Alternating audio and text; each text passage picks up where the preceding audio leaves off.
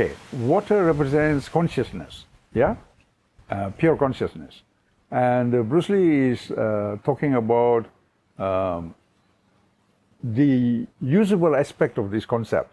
He's not talking about the Taoist concept. Taoist concept, this consciousness becomes your soul, your soul. And so be like water in that concept is like you flow.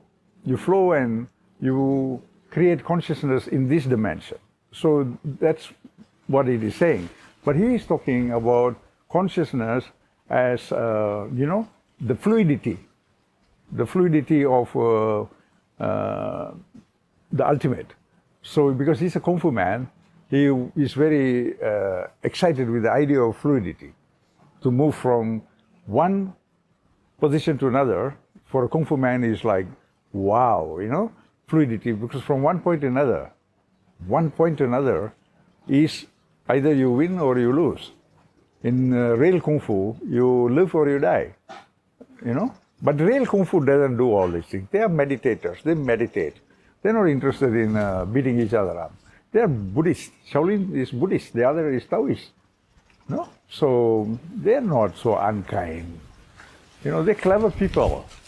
This idea that Kung Fu is martial arts come from these travelers in China. This early English man who came and saw like, wow, they're doing something. But they were really doing something because their ability to control the body is like, don't talk. Don't talk. Try doing what they do one day. Truly. They introduce a split into the world, not yogis. They introduce movement. They introduce kicking. They changed actually Bruce Lee changed the entire Hollywood. Before Hollywood fighting, you see, it's like two guys wrestling, like kind of schoolboy wrestling before Bruce Lee. After Bruce Lee,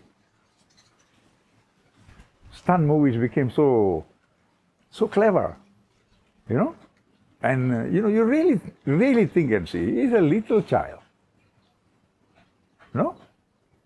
and this little child changed so many aspects of Hollywood, where they don't want any non-white people to come there. You understand? And he was the first non-white. Actually, Omar Sharif was the first non-white man to act there. He's an Egyptian. And Bruce Lee is the next, but Bruce Lee outshined Omar Sharif. He became very popular. You want to know how popular? I can tell you. There was one little boy in my neighborhood. This boy was very naughty. Cannot read, cannot write. He beat up all the rest of the schoolmates for fun, like sit at the back and knock their head like this. So the teachers were very angry with him. So I told this little boy, why don't you do Kung Fu? You are like Bruce Lee, and he got excited. So I took him to the video store where you rent videos. I'm taking him in 1990. Bruce Lee died in 1973. So I went to get these videos, to rent, for the boy to see. The man said, we finished. And I said, what do you mean? He said, gone out, sir. I said, gone out where? He said, it's so popular. 1990, it's so popular. He died in 1973 in New Zealand. Do you understand? You can get the rest of the movies, Charles Bronson, Sylvester Stallone, everyone's movie you can get. Bruce Lee alone you couldn't get. It's so popular. All his movies, not one left. So you see the time, so long, and still he's remembered by the public because of his brain and talent. So for me, it's like Bruce Lee is a man who not only changed the Hollywood, changed the world of martial arts. Before the martial art also is like, like Kama Sutra, love making, tang, tang, dum, dum, like that. Bruce Lee came and gave a rail kick. And people started thinking like, oh, you know. And he was the one who promoted the idea that if you cannot fight, your martial art is crippled, is limited. So he was really instrumental in changing the mindset of the people of America. You know, he's super clever guy. Then, you know, I was telling you, he learned how to kick from Master Junri, a student of my teacher. Master Kim Jong-chan is my teacher's name. And Junri, he changed so much Junri. He learned how to kick from Junri for sure. But Junri was influenced by Bruce Lee. Junri became a multimillionaire by creating this pad, you know, the kicking pad. Because Bruce Lee was talking about rail fight. So Junri like, how to do rail fight in America? You go to prison, you know. The teacher is, you know, creating violence.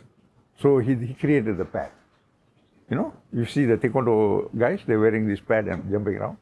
And that was Bruce Lee's influence and Master Junri's creation. You know how rich is Junri or not? He come for breakfast to Hong Kong with his own jet.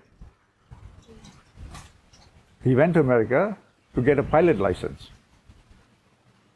He got a pilot license, but he didn't have the plane until after Bruce Lee. you understand? This kind of thinking, you know, that's why Bruce Lee is Bruce Lee. You cannot bring him down. Man, he was a kid. All the while he was a kid. He died in 33. And what do you think? When did he do all this? We are starting life at 43. He's finished life at 33, but he created these immense changes that most of us fail to recognize. You know, the world of martial arts, within the world of martial arts, he was talking so much sense. Everybody was borrowing from him. You know, everyone was borrowing from him. You know, karate masters, Thai boxers, anyone was like, you know, like, wow, this man really is thinking. And, you know, he really thinks. Not a joke. He is not just following an old system. Bruce Lee is not like that. He's really introducing real changes in the world of martial arts. Every time he's changing something. Not because he wants to change, but he is like that. You know, he's a very wise man. You know, he also got a degree in psychology. You know, he's not just a, you know, funny kung fu master from the backyard, you know. No, he's really a serious thinker. He's a philosopher whose body is philosophical. You know, that is Bruce Lee. You know, and like when I was watching, you know, I'm like, I grew up watching him. Like, you know, like there are many gurus in my life. You know, like this guru, that guru, I follow them, I listen to them, everything. Bruce Lee is my mentor. I never met him, I never saw him, but I followed him very seriously. And when I was following him, I learned how to see things with an open mind. You know, because he was a very open-minded human being from Hong Kong. You know, he was not stuck with all these limited politics, nothing. And he thought Kung Fu is a legacy from China, and nobody understood Kung Fu. So he shared with the world the concept of Kung Fu, you know, and he shared it so beautifully, so beautifully. You know, like he made it possible for today's Shaolin monks to talk Kung Fu. You know, otherwise people will look at them and think like, you know, this bald-headed guy, you know, doing like you know. You know, the whitey mind is very different. They will think, I'll take a revolver and finish. You know, but Bruce Lee is a super thinker. So he was like a mentor who influenced my way of thinking. You know, he also has many, what do you call, teachers. Some in real life like Ip Man, and some not in real life, but he always listened according to his wife, Linda Lee. She said that anytime Jiddu Krishnamurti went to US, Bruce Lee was listening. Because Jiddu Krishnamurti was saying, don't depend on structures. Don't depend on rigid structures. Then your life is rigid. So he was teaching the world to look at flexible life. So Bruce Lee loved this. Then he redesigned the fighting style. He didn't create any new martial arts. He was not so small a boy. He is not interested in creating Bruce Lee's martial arts like that. He's not like that. But his system of thinking is not rigid. He could flow. That's why he liked that statement. Be water, my friend. Flow. You know? Otherwise you're rigid. You're stuck there. You know? So that is Bruce Lee.